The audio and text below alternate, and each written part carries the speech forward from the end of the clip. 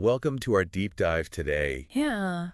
We're going to be looking at something pretty important in business right now. Yeah. It's about how large companies really treat the diverse suppliers that they work with. Yeah. That's a big one. Yeah, so to get into it, we've got some really cool research here, Okay. straight from the journal Business and Society. Oh, wow.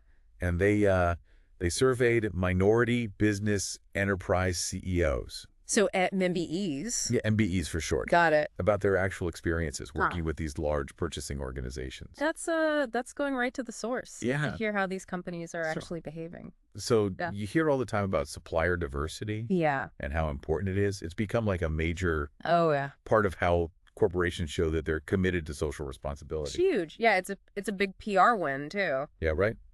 There's even that billion-dollar roundtable Yeah. that highlights companies that spend at least $1 billion every year Wow. with minority-owned businesses. That's a lot of money. It is a lot of money. Yeah.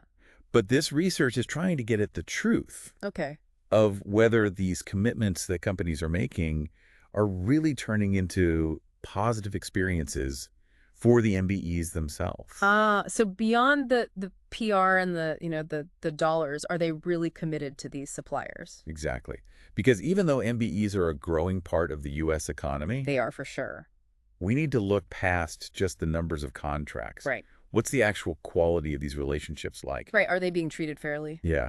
And that's where this idea of organizational justice comes in, Okay. which the study uses to look at the relationship between the buyer and supplier. Okay, so how would you describe organizational justice? Well, so think of it as a way to see how fair the relationship feels to both sides. Okay. It breaks down into three main areas: Okay. procedural, Mhm. distributive, Yeah. and informational justice. So procedural first, what's that about?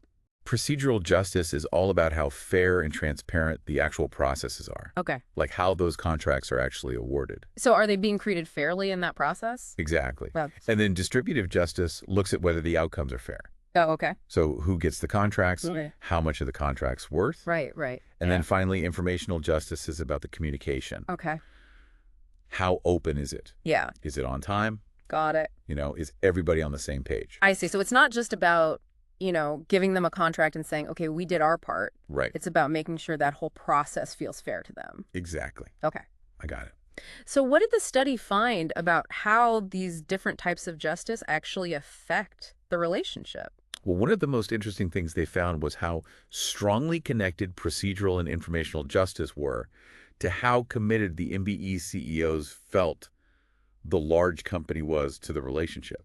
Interesting. So basically, when those minority-owned businesses felt like the rules were clear. Transparent, they were kept in the loop. Mm-hmm. They were way more likely to believe that the larger company was really invested in their success. So it's about building that trust. Totally. If you feel like you're treated fairly and kept up to date, Yeah.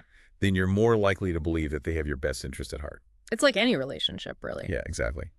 What else came out of the study? Well, this is where it gets interesting. Okay. They actually found a gender difference in how those perceptions of commitment kind of played out. Right. So at first glance, it looked like women-owned businesses felt a higher level of commitment Okay. from the large purchasing organizations compared to men-owned businesses. That is surprising. Right. Yeah. Why do you think that is? Makes you think. Yeah. But here's the thing. Once the researchers factored in the MBE's actual experience Yeah. going through the procurement process, that difference vanished. Oh, wow. So it's like maybe there's some unconscious biases. When these large organizations first interact with women-owned businesses, Yeah. but the reality of actually working together evens it out. Right. It brings it back down to earth. It's fascinating. Makes me think about how important those first impressions are, For sure. even if the systems are designed to be fair. Yeah, those first impressions really matter. Yeah, and those perceptions of fairness, especially when it comes to how contracts are given out. Right. They're super important. The study actually found that when MBEs felt like they weren't getting a fair share of the pie, Uh-huh. that when distributive justice was low, Okay. they were much more likely to think that the larger organization was acting unethically. So if they feel like they're being left out, Yeah. they're taken advantage of, Yeah. then they're suspicious of the whole thing. Yeah. It casts a shadow. Yeah. If you don't think you're being treated fairly, You're going to be more suspicious of their motive. Makes sense. And that lack of trust is really damaging. It is. The study found that when MBE CEOs felt like they were seeing unethical behavior Yeah. from the larger organization, their whole sense of that organization's commitment to the relationship just went down. Wow. So once that trust is broken, it's hard to get it back. It's like that old saying, fool me once, shame on you. Fool me twice, shame on me. Right. So what can these large purchasing organizations actually do Yeah. to build and keep these strong ethical relationships with diverse suppliers? Yeah. That's the million-dollar question. That's what we're going to get into next. Let's do it. It sounds like being transparent and acting ethically are really important. Yeah, they're not just nice ideas. They're Yeah. how you actually build strong relationships. Especially with these diverse suppliers. Exactly. And it's not even just about avoiding those bad practices. Right. It's about building a culture of respect Yeah. and understanding. Making sure everybody feels valued. Yeah, and the study had some really concrete recommendations Okay. for what those large organizations can do. Okay, so not just throwing money at the problem, Oh, but actually, putting in the effort to build the relationships. right. It's about action, not just words. So what kind of training are they talking about? Well, it's about giving those buyers the skills they need Okay. to work well with diverse suppliers. Yeah. And that means recognizing that people from different backgrounds Right. might have different ways of communicating Right. and being sensitive to that. So it's about going deeper than just checking off those boxes Exactly. and meeting the quotas. It's about actually working together. Yeah. Like real partners. So creating a space where those MBEs feel like they can share their perspectives and experiences. Exactly.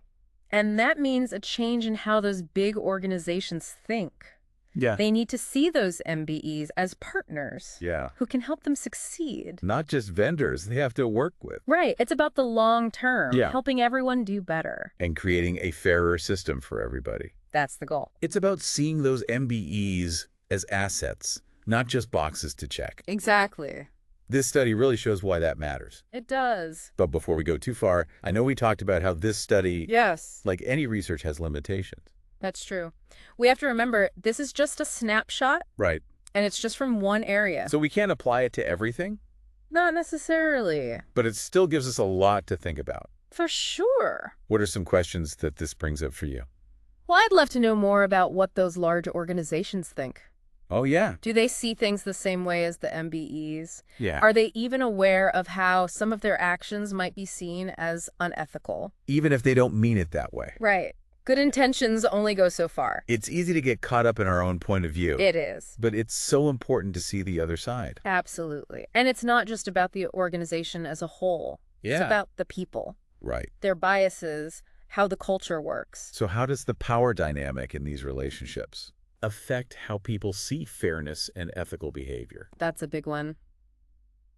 And we focused on MBEs, but there are so many other groups. That's true. Women-owned businesses, veteran-owned businesses, people with disabilities. So many. We need to hear from them too. It's like peeling back the layers of an onion. It is. Always more to find out. Right.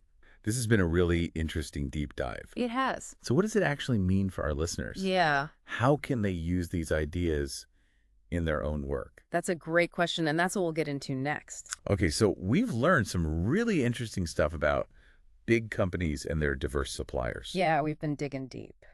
But let's bring it back down to earth for a minute. Okay. What does this all mean for our listeners? Right, good question. Whether you work for a huge company or you're an MBE owner yourself, these findings should make you think. Yeah, it's not just theory. So if those big companies are serious about supplier diversity, Right. it's time to do more than just checking boxes. Yeah, walking the walk, not just talking the talk. They need to build those real relationships Yeah. with their diverse suppliers. Ethical, transparent, win-win for everyone.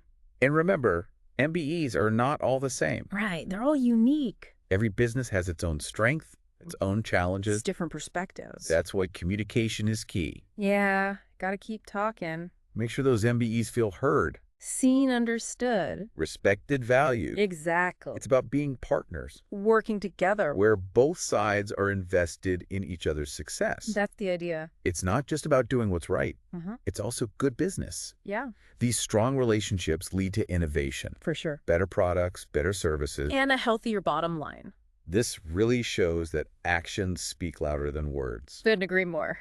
when it comes to supplier diversity. Yeah, it's not enough to just say you're committed. You have to prove it. Exactly. And this research was all about how the MBE sees things. Right, from their perspective. Makes me wonder what we'd find if we looked at it from the big company's point of view. Oh, that's interesting. Do their policies and practices really match up with what they say about supplier diversity? Good question. What about those Yeah. individual biases Uh-huh. and the company culture? Right. How do those play into these relationships? Always more to discover, isn't there? Always another layer. We've just scratched the surface here. Yeah, just a taste. But hopefully this deep dive's got you thinking I hope so. and gave you some useful ideas to take away Uh, as you keep learning about supplier diversity. it's an important topic. It's only going to become more crucial in the years to come. Definitely. So until next time, keep diving deep. Keep learning, And remember, knowledge is power. especially when it comes to making business fairer for everyone. Absolutely. We'll see you on the next deep dive. Looking forward to it.